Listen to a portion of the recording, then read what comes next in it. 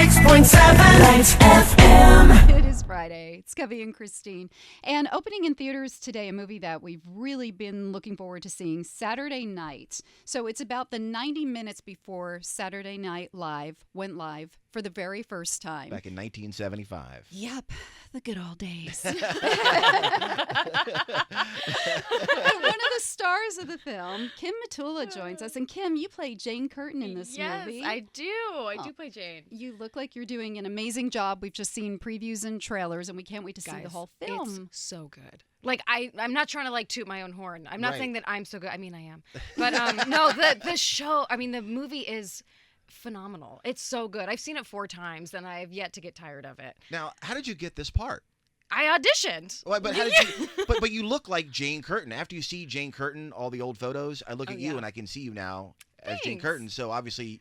Thank you. You know, you had that look anyway. I did. I got the initial audition, and it was like it was a big monologue from one of her segments called On the Spot, which is where she's interviewing Dan Aykroyd, and she's like, "So tell me about these school lunches that are terrible for kids that you're selling."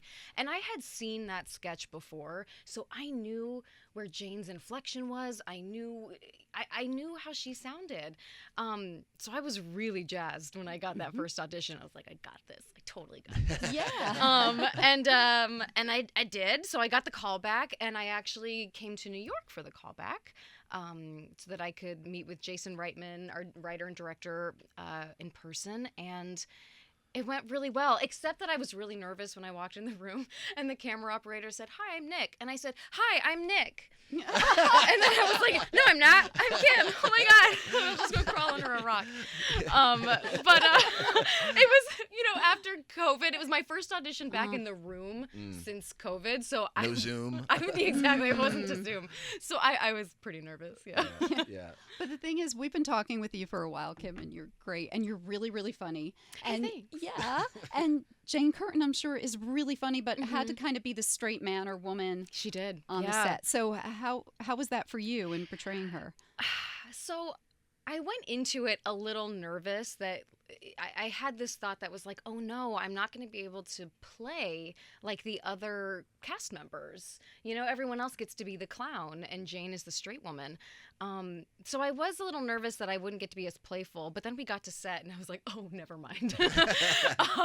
Because what Jason really wanted was, he said he didn't want us to prepare too hard, which of course we all heard and we were like, sure, buddy. Right. Sure. But he was right, because he said, you already know how to do this. I cast you all specifically because you have this person, the essence of this person already inside you. So in the movie, you don't see a lot of the actual sketches that they do. You see like little snippets of it, but mostly it's behind the scenes stuff. So it's really the cast like frolicking around in the chaos of this space and really having fun and getting to play with each other. And I was so thankful that I got to do a lot of that. I didn't have to be, straight man the whole time. What do you think will surprise people when they watch this movie? Like, oh my gosh, I did not know that was going on. Oh my God. Okay, I mean, it's chaotic as hell, you guys. It's so chaotic backstage because, right, like you said, it's the first hour and a half before they go live for the very first time. And the amount of people that were against them, nobody wanted them to win. It was truly like a group of 20-year-olds who had never made anything in their entire lives against this older generation who had done things very by the book for a long time. Right. And it's just them clashing, butting heads. And, I mean, we all know that SNL became the iconic show that it is. Clearly it worked. But I was sitting on the edge of, and I've read the script. I was there when we filmed the movie, but I was sitting on the edge of my seat the whole time watching it for the first time, like, are they going to make it? Oh my God. Right. I don't know. Yeah. Spoiler alert, they do. So what was the shooting schedule like? Because it's the first 90 minutes leading up to the show, so to keep up that energy and that kind of frenzy. Yeah, we shot pretty close to like in film order as best we could, and we did everyone really kind of shot every day while we were there, because whether or not if you weren't in the foreground of a scene, you were in the background of the scene, because, they rebuilt Studio 8H on a soundstage in Atlanta, the 2 levels, levels 8 and 9. and basically there was no edge of frame, so the camera could be moving. The camera was almost like another character in this movie. Wow. It was just moving through the set, and you never knew like where it was going to end up, so you could be on camera at any time. So we were constantly like living in our characters while we were there. And guys, the set is so cool. It was so cool. It looks like 1975. I mean, right? it is 1975. Everything that was there was on set, was straight from the 70s. Really? And I mean, every drawer had something in it. The set was packed. So like everything around you was a prop. It was very immersive. Really incredible. Everything smelled like cigarettes. Right. It was so true to life. Yeah. Now, were there a lot of drugs? Are there drugs in this movie? Because we know about. Well, I brought my own. Well, I know you brought your own drugs. No, but Yeah. everyone knows the stories about what was going on behind the scenes. Is that brought up at all in the movie, or just a little bit? Absolutely. It's definitely brought up. I mean, cocaine was so prevalent in Right. the 70s. And we all know that like half the cast was using drugs, Right. obviously. So yeah, they do. Belushi definitely dips his toe. George Carlin dips the toe. Yeah. I mean, you have to touch on it. It's what happened. Exactly. It's what happened. It's a huge part of his story. Right. Unfortunately. But oh yeah. There's drugs. There's drugs. Yeah.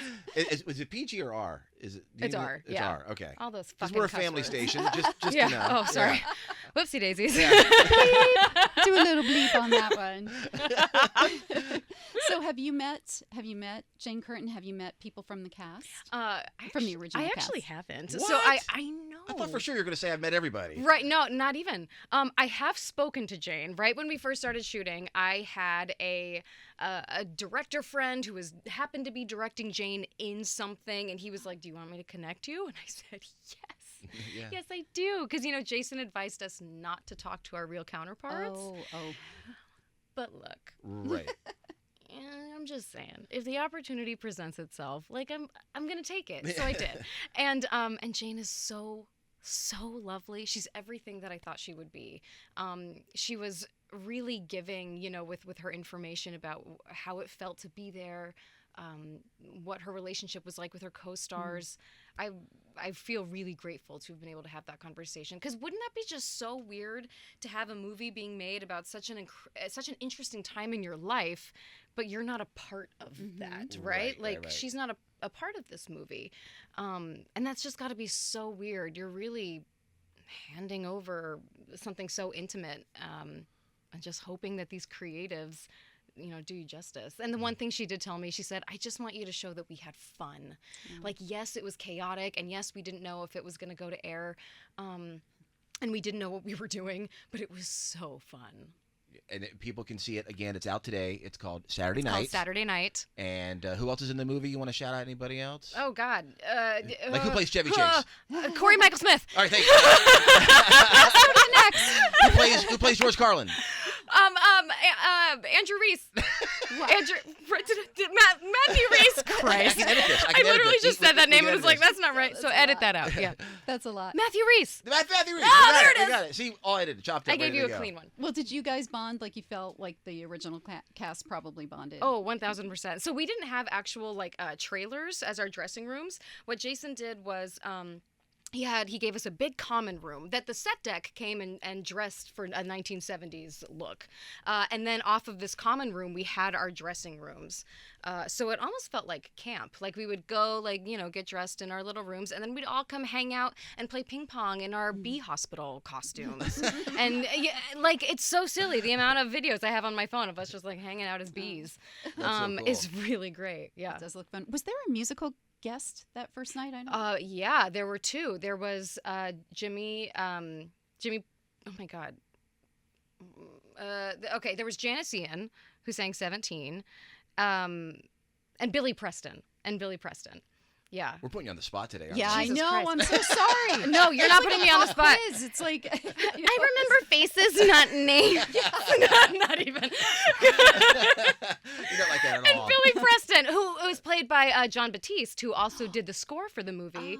And the score will blow your mind. Okay. And they've recorded the score live in real time on the set. They didn't go to a sound booth, or to a recording studio. They did it on the set with the instruments that were on set, because he's already playing Billy Preston and he's already got his band with him.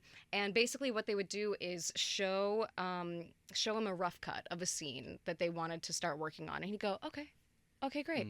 And he would tell his band members, I want you to start on an A and go to a G, go to a C. I don't know chords, but that sounds right. And then he'd go to the guy on the shaker and be like, I want you to give one of these, and he'd give a beat for the shaker. And then they would just start improvising, and John would basically just tell them where to go, just off the top of his head. And that's how we got the score for the movie. This whole film sounds I can't so wait. amazing. Absolutely. It's a really cool film. And you're wonderful. Thank you so much for being here. Thank you so much. Thank you for having me. Before I let you go, we do one feature every morning here on Light FM. I'm going to put you on the spot again. Oh, my God. All right, you ready? Yeah. It's called Crazy First Dates. People call in and tell us a time they went on a first date, and either it was awkward or the person wasn't what they described themselves as. Something haywire went. Okay. Something wacky. Something wacky happened. It was a crazy first date. Okay. Do you have one for us? If not, we can pass and move on. I do have a bad first date.